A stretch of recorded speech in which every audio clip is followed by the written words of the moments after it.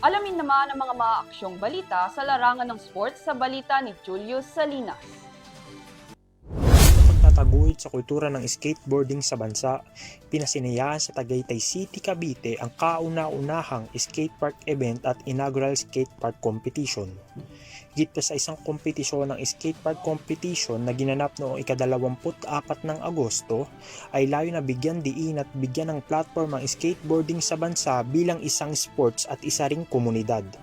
Sa pamamagitan ng kompetisyon, nagawang maipamalas ng mga lumahok dito ang kanilang talento sa skateboarding, maging sining at kultura ng pagkakaisa at pagkakaibigan ng mga skateboarders. Layon din ng kompetisyon na maipamalas ang dedikasyon ng mga Skate Pilipinas sa paglinang ng talento ng mga Pilipino skateboarders at upang makabuo ng mas malakas at konektadong komunidad ng mga skateboarders. Dinaluhan ng event ng ilan sa mga kilalang manlalaro ng skateboarders sa Pilipinas kabilang na si Jericho Kiko Francisco at Marcel Paris Aligado na nagbigay marka na sa international stage pagdating sa skateboarding. Para sa EuroTV News, ako si Jules Salinas, sumasaludo sa bawat Pilipino.